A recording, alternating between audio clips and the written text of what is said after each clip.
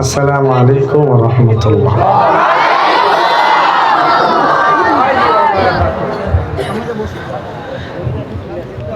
অনেক দূর ঢাকা থেকে আপনাদের এই জায়গা, অনেক দূর।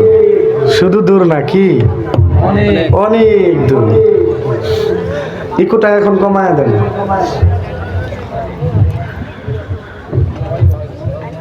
সময় মতো আসার সর্বাত্মক চেষ্টা করছি, যার কারণে আমি নিজেও কিছু সময় ড্রাইভিং করছি, কিন্তু রাস্তাঘাট একটু খারাপ হওয়ার কারণে দেরি হয়ে গেছে।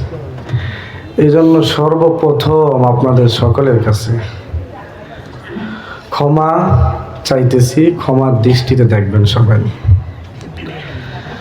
তারপর আমরা সকলে আল্লাহ পাক রব্বুল ইজ্জা ওয়াল জালালের দরবারে অন্তঃস্থল থেকে শুকরিয়া আদায় করব, যিনি আমাদেরকে দুনিয়ার সমস্ত প্রকার ব্যস্ততা থেকে ফারেক করে ওনার কোটি কোটি বান্দাদের মধ্যে যাচাই বাছাই করে আমাদেরকে কোরআনের মজলিসে আসার বসার তৌফিক দান করছেন। সকলেই একসাথে একই আওয়াজে বলি আলহামদুলিল্লাহ।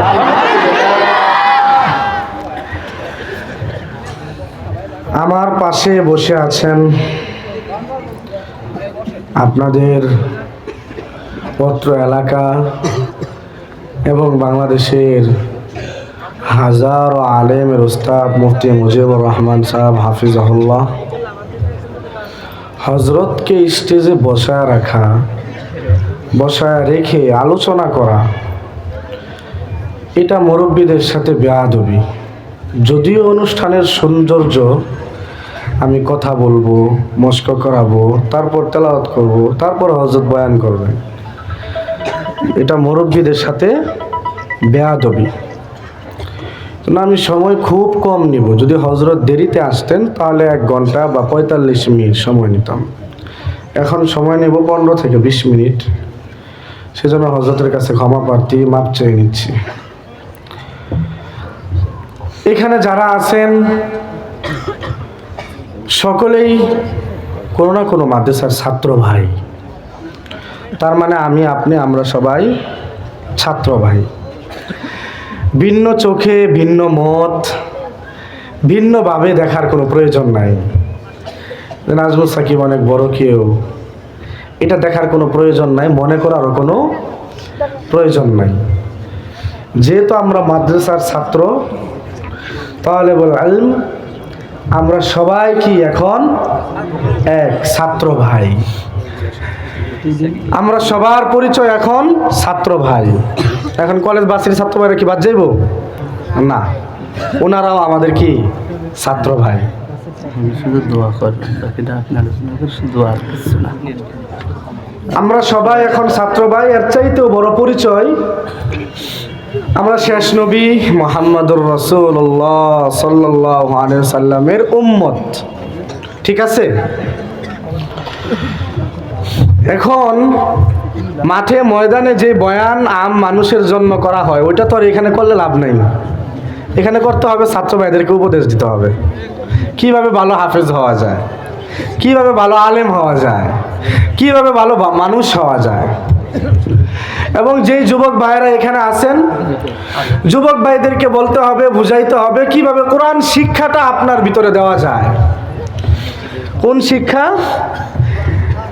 যেই শিক্ষা আমাকে আর আপনাকে মা বাবার সাথে ভালো ব্যবহার করতে শিখায়। কোন শিক্ষা? যেই শিক্ষা আমাকে আর আপনাকে ইসলামের পথে রাখে। কোন শিক্ষা? যেই শিক্ষা আমাকে আর আপনাকে আল্লাহ তাআলার প্রতি ভয় ভীতি প্রদর্শন করে। ওই শিক্ষা, যেই শিক্ষা আমাকে আপনাকে আল্লাহ তাআলার পছন্দের বান্দার অন্তর্ভুক্ত করে দেয়। ওই শিক্ষা, যেই শিক্ষা আমাকে আর আপনাকে নামাজের দিকে ধাবিত করে। ওই শিক্ষা, যে শিক্ষা আমার আপনাকে মানুষের সাথে পরস্পর আল মুসলিম আখুল মুসলিম, এই হাদিসের মুসলমান ভাই ভাই এবং প্রত্যেকের ব্যথায় ব্যথিত হবে, এই শিক্ষা অর্জন করায়। সেটা কোন শিক্ষা? কোরআনের শিক্ষা। এটা হলো যুবক ভাইদের জন্য। প্রত্যেক প্রোগ্রামে আমি আমার যুবক ভাইদেরকে নিয়ে বলি, প্রিয় যুবক ভাইয়েরা, আমার আপনাকে এই দুনিয়াতে আল্লাহ পাক রব্বুল আলামিন সৃষ্টি করছেন। আয়াতে কারিমে উনি বলেন, ওয়ামা খালাকাতুল জিন্না ওয়াল ইনসা ইল্লা লিয়াবুদুন। বান্দা, আমি তোমাকে সৃষ্টি করছি আমার ইবাদত বندگی করার জন্য। দুনিয়াতে আমি আর তুমি যে 50-60 বছরের জিন্দেগি পাইতেছি, এটা আল্লাহ তাআলার ইবাদতের জন্য পাইতেছি। তাহলে খাবো কখন? রিজিক তালাশ করব কখন? পড়বো কখন? এই সব কিছুর মাঝেই তোমার আল্লাহ পাক রব্বুল আলামিনের ইবাদতকে খুঁজে নিতে হবে। কিভাবে? আপনি কোরআন শিক্ষা অর্জন করবেন। কোন শিক্ষা? যেই শিক্ষা আপনার মা বাবাকে আপনার থেকে দূরে সরায় না, যেই শিক্ষা আপনাকে অশ্লীলতা শিক্ষা দেয় না, যেই শিক্ষা আপনাকে ইসলাম থেকে দূরে সরায় না, যেই শিক্ষা আপনাকে নামাজ শেখায় না, এরকম শিক্ষা অর্জন করা যাবে না। শিক্ষা অর্জন করতে হবে কোন শিক্ষা? যেই শিক্ষা আমাকে আর আপনাকে আল্লাহ তাআলার ভীরুতা তাকওয়া অর্জন করায় এবং আল্লাহ পাক রব্বুল আলামিনের পথে চলার তৌফিক দেয়, এমন শিক্ষাকে অর্জন করতে হবে। সেই শিক্ষাটা অর্জন করার জন্য আমাকে আপনাকে কোথায় যেতে হবে? অবশ্যই মাদ্রাসায় যেতে হবে। কারণ ওই শিক্ষাটা স্কুল কলেজ ভার্সিটিতে নেই। স্কুল কলেজ ভার্সিটিতে 7টা-8টা ক্লাস আছে। এমন কোনো ক্লাস আছে যে ক্লাসে নামাজ শেখানো হয়? আছে? নাই। এমন শিক্ষা আছে, এমন ক্লাস আছে যেই ক্লাসে কোরআন শেখানো হয়? না। আমরা আমাদের হক্কানি উলামা কেরাম যারা দেশ চালাইতেছেন, পূর্বে যারা চালাইছেন, প্রত্যেকের কাছে উদারত আহ্বান এই মাহফিল থেকে করে যাচ্ছেন, প্রত্যেকটা স্কুল কলেজ ভার্সিটি কিন্ডারগার্টেনে যেন কোরআনের শিক্ষা চালু করা হয়। কোরআনের শিক্ষা চালু করলে প্রত্যেকটা সন্তান কোরআনের শিক্ষায় শিক্ষিত হতে পারবে এবং নামাজের শিক্ষা যেন চালু করা হয়। কারণ যেই সন্তান স্কুল কলেজ ভার্সিটিতে পড়ে, প্রিয় যুবক ভাইয়েরা, আপনারা যারা পড়েন, আপনাদেরকে যখন নামাজটা শিক্ষা দেওয়া হয় না, এই নামাজ আপনি আপনার জীবনে আর কখনোই শিখতে পারবেন না। জীবন যখন ব্যস্ততায় চলে যাবে, দুনিয়ামুখী হয়ে যাবেন, আল্লাহকে ভুলে যাবেন, গাফেল হয়ে যাবেন, তখন নামাজ শিখার সময়টুকু আর থাকে না। যেমন আমার আপনার শিক্ষার এখন যেই বয়স, এই বয়সটা যখন আমার আপনার জীবন থেকে চলে যাবে, পরবর্তীতে এই শিক্ষার জীবনটা আর কখনো আসবে না। সেই জন্য প্রিয় যুবক ভাইয়েরা, আপনাদের কাছে অনুরোধ থাকবে, আমার আওয়াজ আমার বোন, আমার মা, আমার বোনেরা যারা শুনতেছেন, প্রত্যেকের কাছেই অনুরোধ যে নামাজটুকু সহি করে শিখা, কোরআনটুকু সহি করে শিখা। যেই যুবকের অন্তরে কোরআনের শিক্ষা থাকবে, ওই যুবক কখনো মা বাবাকে বৃদ্ধাশ্রমে পাঠাইতে পারে না। যেই যুবকের অন্তরে কোরআনের শিক্ষা থাকবে, ওই যুবক কখনো তার মা বাবার গায়ে হাত তুলতে পারে না। যে যুবকের অন্তরে কোরআনের শিক্ষা থাকবে, ওই যুবক কখনো আমার নবীর চরিত্রে কেউ কথা বললে ঘরে বসে থাকতে পারে না। এটার জন্য দরকার কোরআনের শিক্ষা। যে কোরআনের শিক্ষা আপনার বুকে থাকলে আপনি অন্যের সাথে খারাপ ব্যবহার করতে পারবেন না, আপনার চলাফেরা সব কিছুর পরিবর্তন চলে আসবে। সেই জন্য প্রিয় যুবক ভাইয়েরা, পাশে মাদ্রাসা আছে, মসজিদ আছে, মক্তব আছে, আপনি আপনার জীবনের দৈনন্দিন চলাফেরাতে একদিনে না হোক, 2 দিনে না হোক, সপ্তাহে 1টা ঘন্টা 2টা ঘন্টা মসজিদের ইমাম কিংবা মুয়াজ্জিনের কাছে কোরআনটা সহি করে শিখেন। যদি কোরআনটা সহি করে শিখেন, ওই জিন্দেগি, যেই জিন্দেগিতে আপনার পাশে কেউ থাকবে না, শুধু আকাশের দিকে তাকায় ইয়া নাফসি পরে পরে দৌড়াইতে হবে। যেই দিন ইয়াউমা ইয়াফিরুল মারউ মিন আখি ওয়া উম্মিহি ওয়া আবি ওয়া সাহিবাতিহি ওয়া বানি, যে বাবা মা আপনাকে এত ভালোবেসে ইংরেজি শিখাইতেছে, ডক্টর বানানোর চেষ্টা করতেছে, বিজ্ঞান নিয়ে পড়াশোনা করাচ্ছে, আপনাকে বড় ইঞ্জিনিয়ার বানাইতেছে, ওই বাবা মা ওই দিন আপনাকে স্বীকারও করবে না। ওই বাবা মার কাছে যখন দৌড়াইয়া যাবেন একটা নেকির জন্য, মা বলবে জীবনে তো বিয়েই করি নাই, সন্তান কোথা থেকে আসবে? বাবা বলবে সন্তানই তো আমার নেই, তুমি আমার পুত্র কোথা থেকে হইবা? বোনের কাছে যাইবা, বোন তো না, আমার ভাই নাই, বোন কোথা থেকে আসবে? সবাই যখন আপনাকে ফিরায় দিবে, ওই কঠিন ময়দানে কোরআনটা যদি আপনার বুকে থাকে, কোরআনের হাফেজদের সাথে যদি সম্পৃক্ত থাকেন, কোরআনের মাদ্রাসার সাথে যদি সম্পর্ক থাকে, উলামা কেরামদেরকে যদি ভালোবাসেন, ওই দিন আল্লাহ পাক রব্বুল আলামিন বান্দাকে কিভাবে নাজাত দেওয়া যায় এই উসিলা যখন খুঁজবেন, পাইতারা করবেন, আল্লাহ পাক রব্বুল আলামিনের কাছে ওই দিন দাঁড়ায় বলতে পারবেন, মালিক কোরআনের হাফেজ তো হইতে পারি নাই, কোরআন তো বুকে ধারণ করতে পারি নাই, কমপক্ষে তোমার আলেমদেরকে ভালোবাসছিলাম, তোমার কোরআন যারা শিক্ষা করছে, কোরআন যারা ভালোবাসছে, কোরআন যারা বুকে ধারণ করছে, ওই ছাত্র ভাইদেরকে মনে প্রাণে ভালোবাসছিলাম। আল্লাহ এই উসিলা করে আজকের এই কঠিন ময়দানে আমাকে মাফ করে দাও। আল্লাহ ওই দিন আপনাকে মাফ করে দিতে পারেন। সেজন্য কোরআনটা শিক্ষা থাকতে হবে। কোরআন যদি আপনি না শিখেন, আর কি সমস্যা হবে? এই দুনিয়াতে আপনি কোনো কিছুর বরকত পাইবেন না, সুখ পাইবেন না।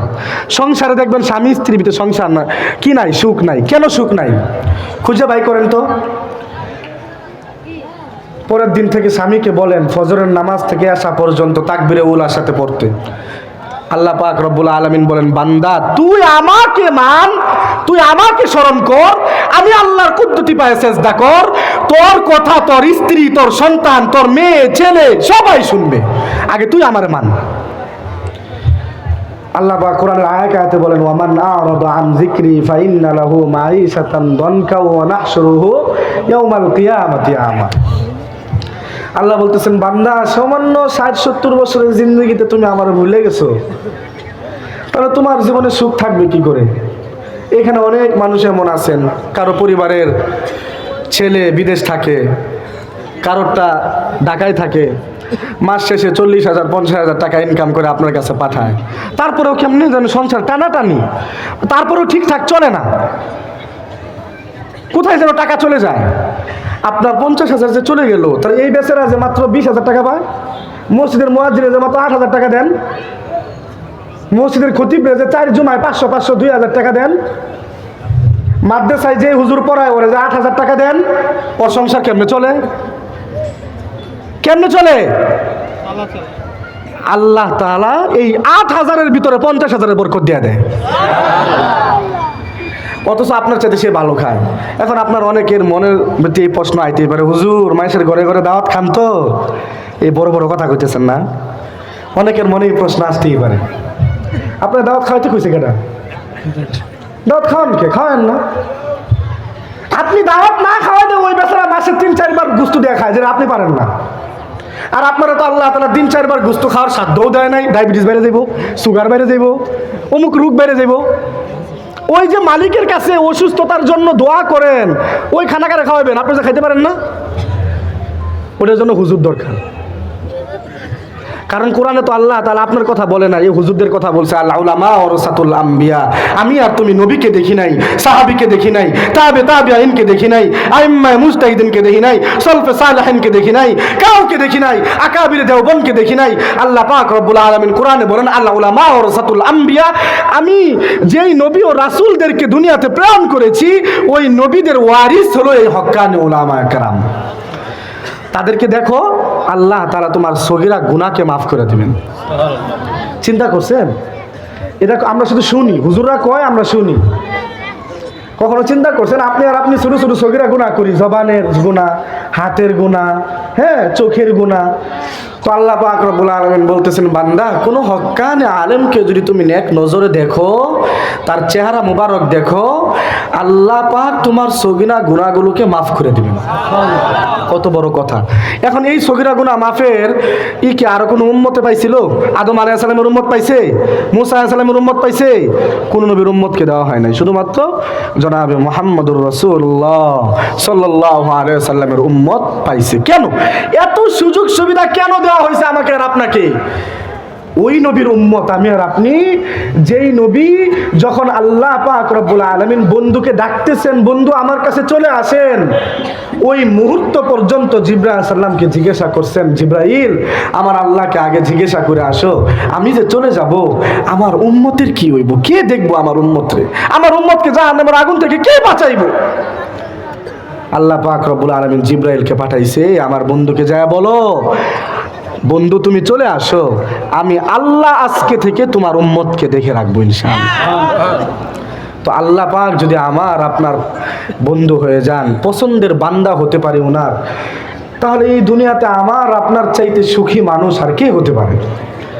আর এই পছন্দের বান্দা হওয়ার জন্য কি করতে হবে? কোরআন শিখতে হবে, নামাজ পড়তে হবে। নামাজ সহি হওয়ার জন্য শর্ত কি? কোরআন শিক্ষা, কোরআন সহি হওয়া। আপনি যদি কোরআনটা না শিখেন, নামাজটা না পড়েন, কি হবে আপনার দুনিয়াতে?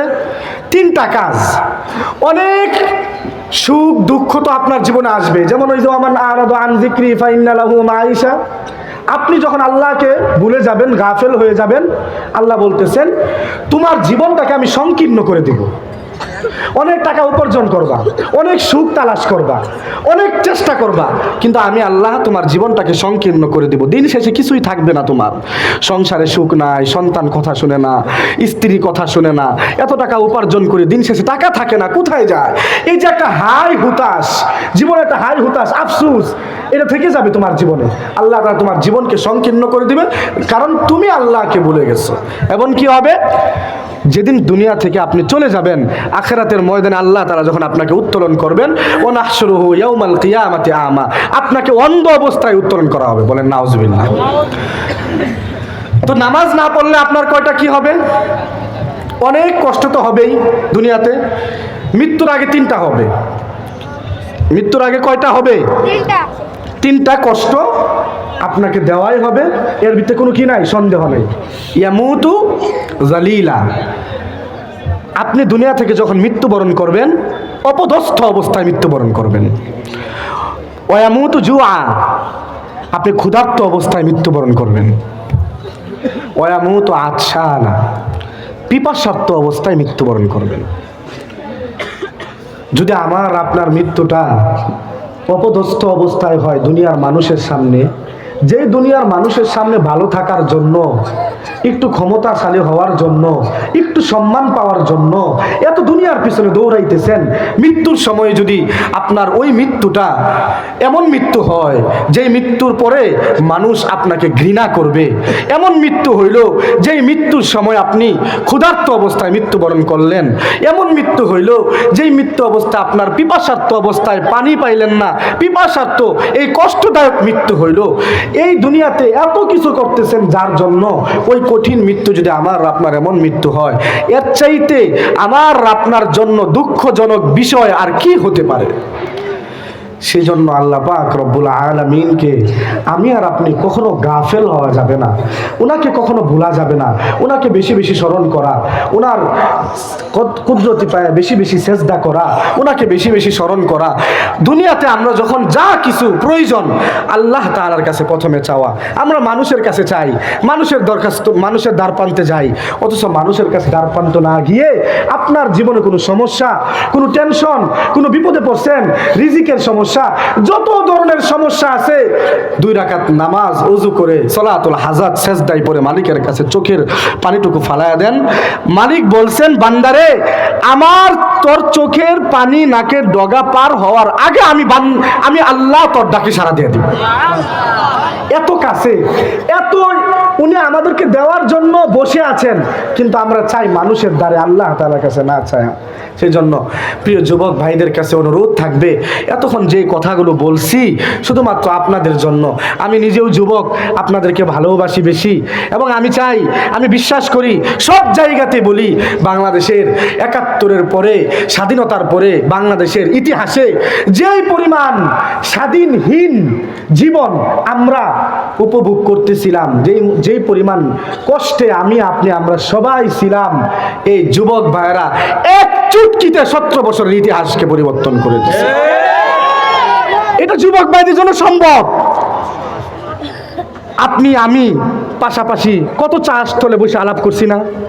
এই বেরিয়ে যদি আল্লাহ না মারে আর কেউ সম্ভব না মানুষ। বলছি, আপনার চাচা চাচি একজন আরেকজনে বসে বসে আলাপ করছি, আল্লাহ যদি এর না মারে, এর ক্ষমতা থেকে কেউ লড়াইতে পারতো না। কইছেন নি?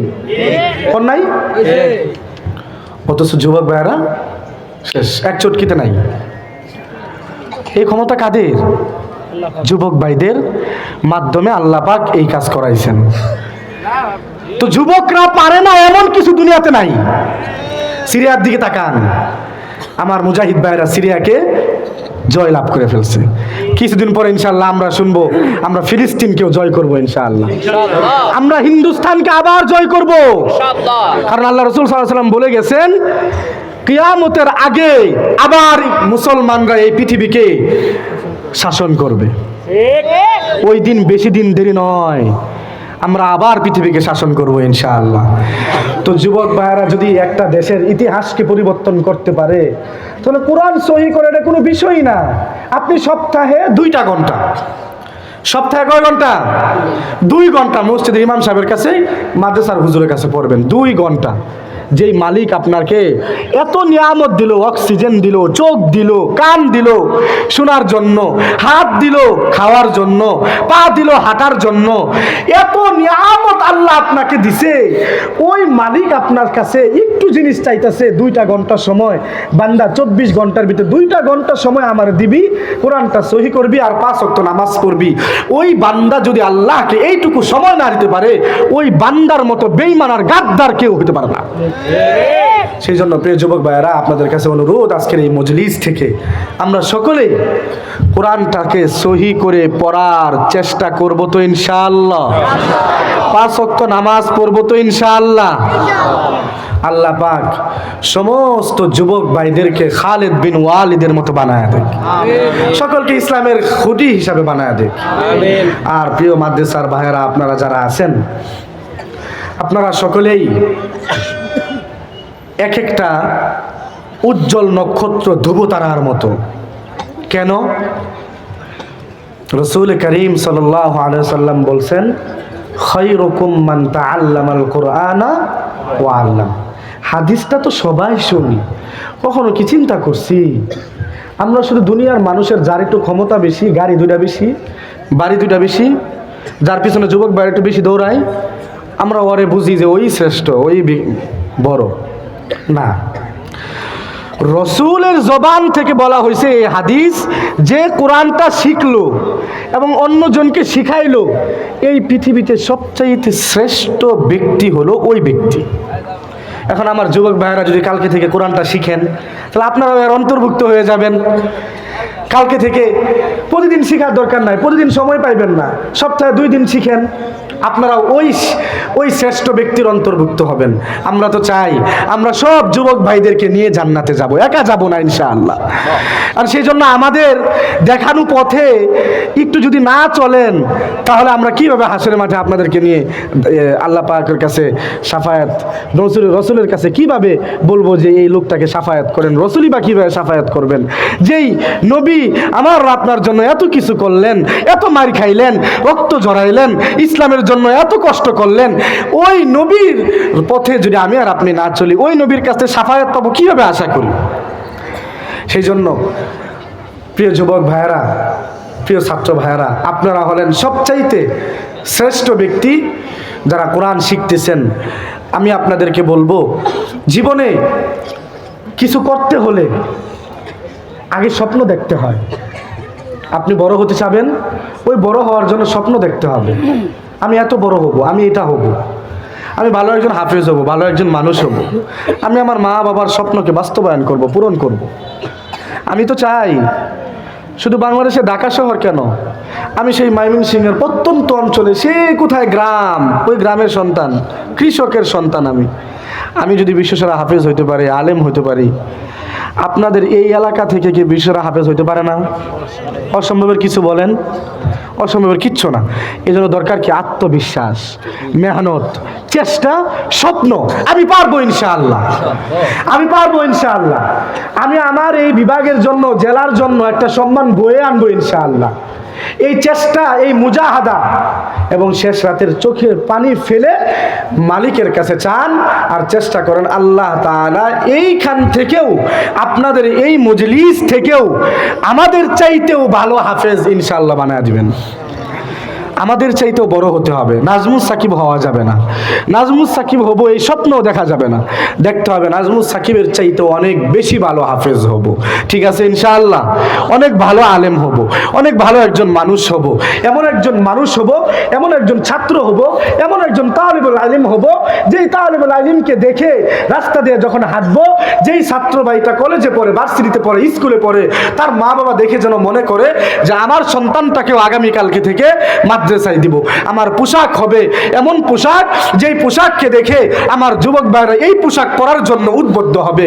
আমার মুখের ভাষা, আমার মুখের কথা, আমার চোখের তাকানো, আমার মুখের মুচকি হাসি এতটা সুন্দর হবে, এতটা মায়াবী হবে যে আমার যুবক ভাইরা দেখে, আমাকে দেখে শিখবে যে আমি ওর মতো হব, ওর মতো কথা বলবো, ওর মতো হাসবো, ওর মতো সুন্দর করে চলবো, ওর মতো চালচলন যেন আমারও হয়ে যায়। এই চেষ্টা মুজাহাদা করে মাদ্রাসায় এরকম ভাবে চলতে হবে যেন আমাকে আপনাকে দেখে গ্রামের আরো হাজারো সন্তান যেন মাদ্রাসামুখী হয়ে যায়। এভাবে চলতে পারবেন তো প্রিয় ছাত্র ভাইয়েরা? পারবেন তো ইনশাআল্লাহ? আল্লাহ পাক রব্বুল আলামিন আমাকে, আপনাকে, আমাদের সকলকে ভালো হাফেজ, ভালো মানুষ হওয়ার তৌফিক দান করুন, সকলে বলে আমিন। পরিশেষে আপনাদের কাছে দোয়া চাই, খাস করে আপনারা সকলেই, এখানে অনেক ছাত্র ভাইয়েরা এমন আছেন যাদের গুনাহের খাতা এখনো খোলা হয় নাই। আমি হতভাগা, অনেক বড় গুনাহগার। আপনাদের কাছে দোয়া চাই, অনুরোধ করি, আল্লাহ পাক যেন আমাকে, আমার এই কণ্ঠকে মানুষের ধারে ধারে কোরআনের কথাগুলো বলার, পৌঁছে দেওয়ার তৌফিক দান করেন। আমি যেন, আমাকে যেন আল্লাহ তাআলা এই দ্বীনের জন্য কবুল করেন। আপনাদেরকে যে কথাগুলো বলি, ওই কথাগুলো যেন আগে আমাকে আমল করার তৌফিক দান করেন।